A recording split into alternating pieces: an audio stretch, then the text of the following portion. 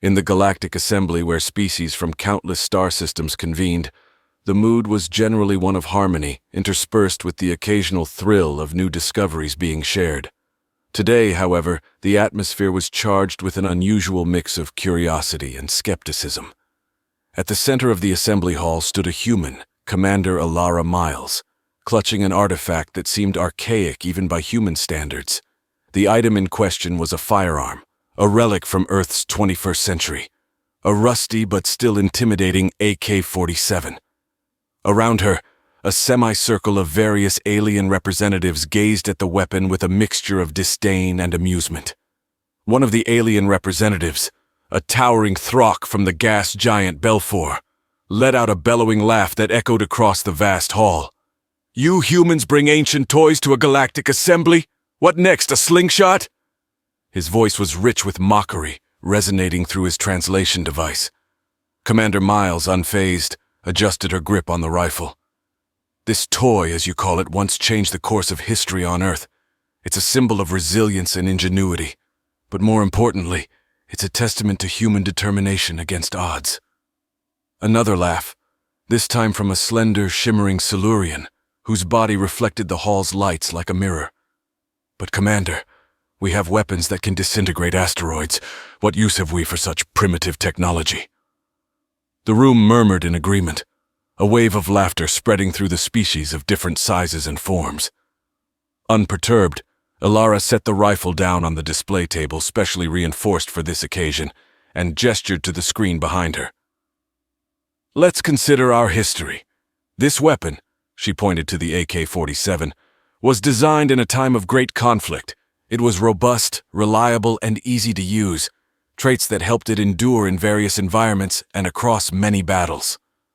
A display lit up showing the AK-47 in various historical contexts, in deserts, jungles, and cities, wielded by people of all nations.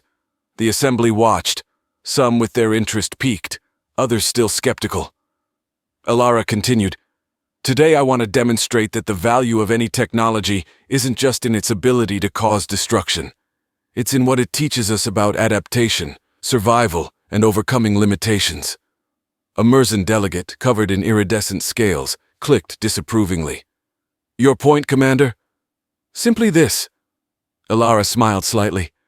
"That even the most advanced civilizations can learn from the artifacts of the past. Let's see how this ancient human gun performs after centuries." With that, she loaded a magazine into the AK-47. Surprisingly, she had managed to find ammunition that could still be used. The Assembly's security protocols had been adjusted for this demonstration, a testament to human diplomacy and persistence. Alara aimed at the designated safe target, a high-density alloy block that could withstand much more than the output of the rifle. She fired. The crack of the gun was startled. As the echoes of the gunshot faded, the hall slowly stirred back to life. Alara's demonstration had sparked a newfound respect among the assembly, and the representatives began murmuring among themselves, their tones tinged with intrigue and reconsideration. Across the room, a sleek figure enveloped in a flowing robe of ultraviolet hues, Ambassador Yelis of the Helix Nebula, raised a slender limb to gain attention. The crowd hushed, drawn to the ambassador's renowned eloquence. "Commander Miles," Yelis began, their voice smooth and captivating, "your demonstration provokes thought. We marvel at your primitive yet impactful technology. It begs the question, what else might we overlook in our pursuit of the complex?" Alara nodded, acknowledging the point. "Often, in our quest for advancement, we forget that solutions need not be intricate. The AK-47, while basic, was designed to perform under any condition. It's this reliability and straightforwardness that we can learn from." Yelis floated closer to the ancient weapon, their eyes reflecting a spectrum of colors as they examined it. "Indeed, we Helixians developed energy weapons that adapt to the user's mental state, yet they falter in extreme emotional duress. Perhaps simplicity offers a stability we have ignored." From another side of the room, Dr. Preen, a renowned scientist from the watery world of Aquarian, chimed in with a tone of scientific curiosity. "And what of the materials and engineering? Our technologies are delicate, susceptible to the smallest environmental perturbations. Could we not, inspired by this relic, engineer more robust systems? Ilara approached the display and lifted the gun once more, showing it to the assembly. The materials used here are not rare by cosmic standards, yet it's the design that stands the test of time and environment. We should consider how we might apply these principles to our own technologies. A representative from the crystalline planet of Christix raised a faceted hand. In my world, we value the beauty of complexity. Yet observing this device, I wonder if there is beauty in simplicity, a form following function. The discussion evolved, with each representative bringing insights from their own world's challenges and advancements. They debated and delved into discussions about engineering, design, and the balance between simplicity and complexity in technology. Ilara facilitated the discussions, guiding the conversation towards a consensus that perhaps all their civilizations, in their rush to outdo each other with increasingly sophisticated technologies, had overlooked the foundational benefits of simplicity. As the session drew to a close, a plan began to form. The assembly agreed to initiate a new program, the Heritage Technology Initiative. Under this program, they would explore ancient technologies from various worlds, not just Earth, to glean lessons that could be integrated with modern advancements. Ilara felt a surge of pride as she packed the AK-47 back into its case. The ancient human gun had not only stood its ground in a hall of advanced civilizations, but had also ignited a galaxy-wide introspection on the essence of technological development. The representatives dispersed, their minds buzzing with ideas and a renewed appreciation for the insights that history could offer to future innovations. Ilara knew that the journey ahead would be challenging yet enriching as they all ventured into this unexplored juxtaposition of past and future technologies. As the Galactic Assembly's decision rippled across star systems, the Heritage Technology Initiative, HTI, took shape, with Ilara Miles appointed as one of its lead coordinators. Her first task was to organize a symposium where each participating civilization would present an ancient technology from their archives. The anticipation was palpable, and the eyes of the galaxy turned toward the upcoming event. In the sprawling academic complexes of Helix Nebula, Ambassador Yillis supervised the selection of their contribution. They chose a seemingly mundane object, a Helixian solar harp, used centuries ago to convert solar winds into usable energy through harmonic resonance. Though long surpassed by more efficient technologies, the solar harp represented a forgotten harmony between technology and nature. Meanwhile, Dr. Preen delved into the watery depths of Aquarion to retrieve the blue spheres, ancient devices capable of manipulating water currents for energy and essential resource distribution. These spheres operated with such simplicity and reliability that they had once powered entire cities beneath the waves. As the date of the symposium neared, Ilara oversaw the logistics of the event, ensuring that each artifact would have its moment to shine. The venue was set in neutral space, a massive orbital platform equipped with technology to support the diverse needs of all attending species. On the day of the symposium, representatives from dozens of civilizations arrived, each bearing their ancient relics. The assembly hall was transformed into a vibrant museum of antiquity, each display echoing stories of survival, innovation, and the raw infancy of technological civilizations. Ilara introduced the session, emphasizing collaboration and open-minded exploration. Today we stand not just as individual nations flaunting our past, but as a collective learning from it. Let these relics remind us that innovation isn't merely a leap into the unknown, but also a step back into the forgotten. The Helixians demonstrated the solar harp first. They installed it in the hall's central atrium where solar winds, artificially generated for the demonstration, flowed through its strings, producing energy-infused harmonics that lit up the surrounding area. The beautiful, almost ethereal music captivated the audience, highlighting an artistic integration of function and form lost to time. Dr. Preen's presentation of the blue spheres was equally impressive. Activated in a large tank at the center of the stage, the spheres began to circulate the water, creating a miniature storm before calming it into a gentle flow. The demonstration showcased how these devices could be adapted to manage climate control on water-rich worlds. As each artifact was presented, the assembly analyzed and discussed potential modern applications. The Christixians, known for their intricate designs, were particularly taken by the robust simplicity of Earth's AK-47. They proposed a study to combine the reliability of such mechanical designs with their crystal technology, aiming as the delegates dispersed to their respective star systems, each carrying with them plans and blueprints for integrating ancient wisdom into contemporary technology. Ilara focused on the development of the new research facility. The Galactic Heritage Archive, as it was now called, quickly became a beacon of innovation and a testament to the benefits of interstellar cooperation. Back on Earth, Ilara engaged with top historians and technologists to excavate more forgotten technologies that could contribute to the archive. They unearthed the remnants of an early 20th century windmill, a robust design known for its resilience and efficiency. Although primitive by modern standards, its ability to harness wind energy with minimal maintenance was still impressive. On Aquarian, Dr. Preen led a team to further develop the blue spheres. Integrating advanced sensor technology, they enhanced the sphere's ability to autonomously adjust to dynamic underwater environments, thereby improving the efficiency of underwater farming and habitat restoration projects.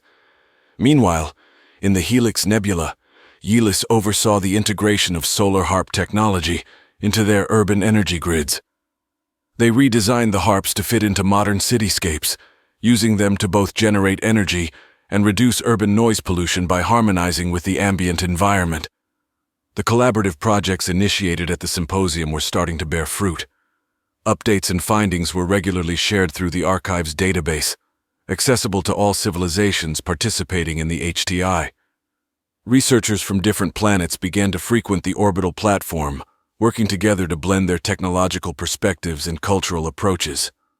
One particularly ambitious project emerged from a partnership between the Christixians and Earth's engineers. They worked on integrating the mechanical simplicity of the AK-47 with Christixian crystal technology to develop protective gear that was both tough and self-healing. The gear was designed for explorers and miners working in hostile environments where durability and adaptability were crucial. As the archive grew, it not only became a repository of information but also a hub for practical technological application. The platform hosted conferences and workshops where scientists, engineers, and historians could collaborate.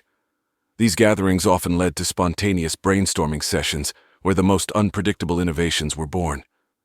During one such workshop, a team of Silurian physicists and human aerospace engineers discovered a new application for an ancient Earth concept, the trebuchet. They developed a space catapult system designed to launch satellites into orbit without the need for large rocket engines.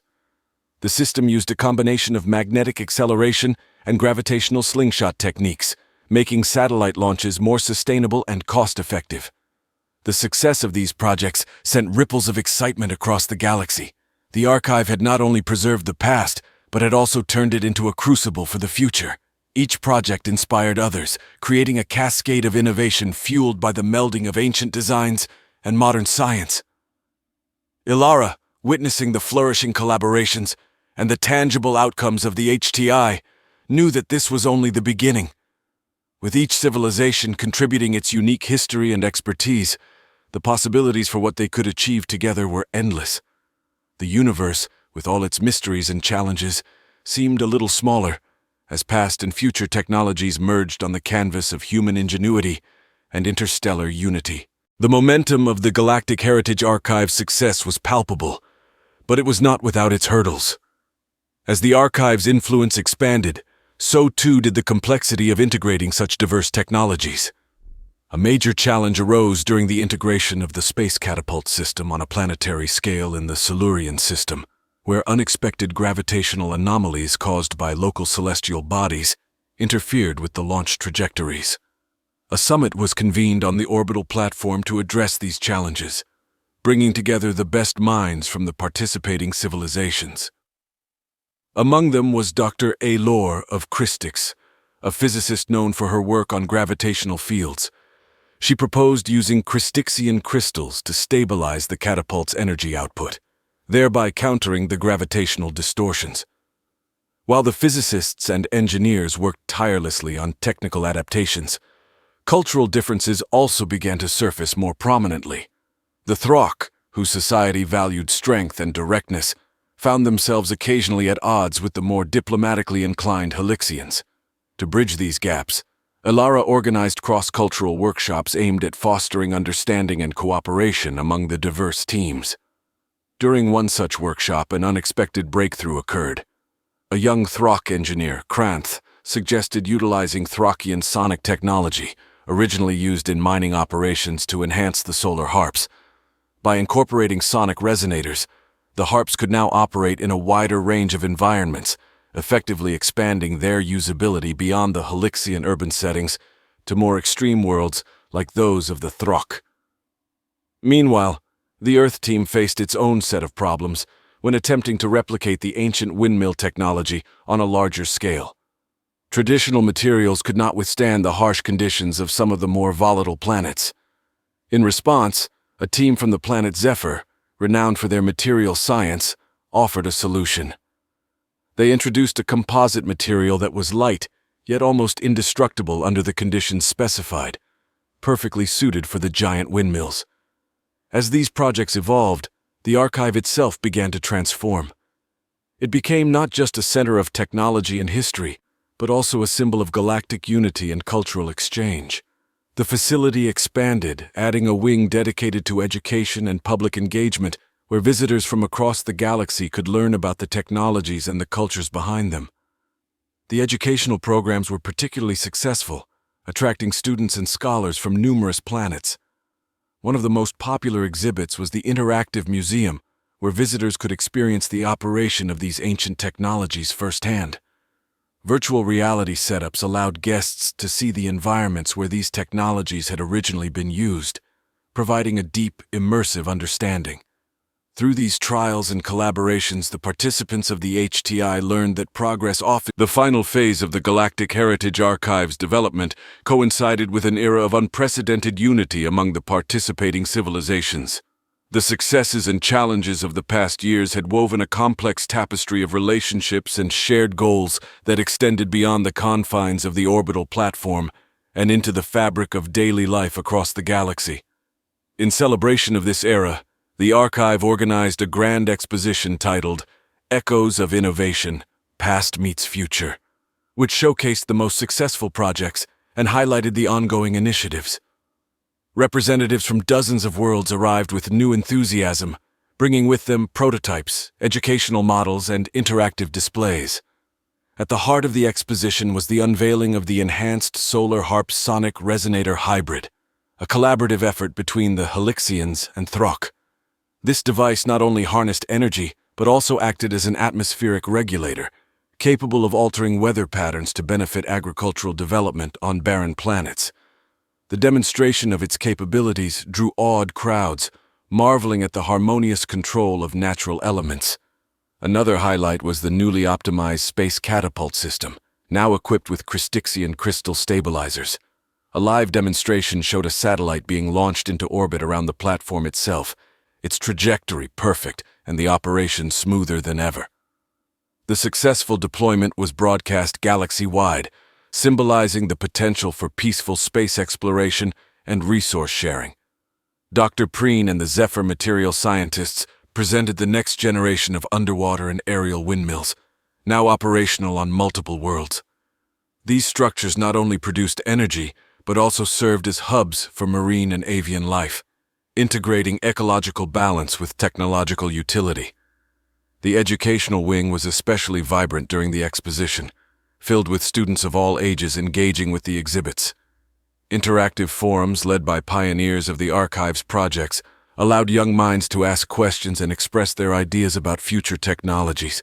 These sessions often turned into brainstorming workshops, sparking ideas for new projects that could one day feature in the archive. As the exposition drew to a close, Elara delivered a speech that resonated deeply with all present. This journey began with a single ancient human artifact, and it has brought us to a point where we no longer see technology as merely a tool for advancement, but as a bridge between diverse cultures and worlds. We've learned that our differences, when woven together, create a stronger fabric than any of us could forge alone. The speech was met with roaring applause and a renewed commitment from all civilizations to continue their contributions and collaborations. A new initiative was announced: the Intergalactic Technological Partnership, aiming to facilitate an even greater exchange of knowledge and resources among the galaxies.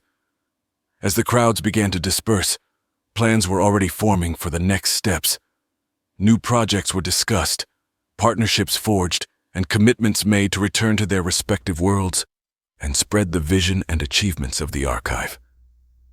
Ilara, standing amidst the departing crowd, felt a profound sense of accomplishment and optimism. The Galactic Heritage Archive had evolved into something far greater than a repository of ancient technologies. It had become a catalyst for unity and a beacon of hope for a collaborative future. In the silence that followed the closing ceremony, Ilara looked out at the stars from the viewing platform of the archive. Each star, perhaps home to another civilization, another world of ideas, beckoned with the promise of endless possibilities. The legacy of the archive was not just in the technologies it preserved or created, but in the galactic community it nurtured, forever changed, forever connected.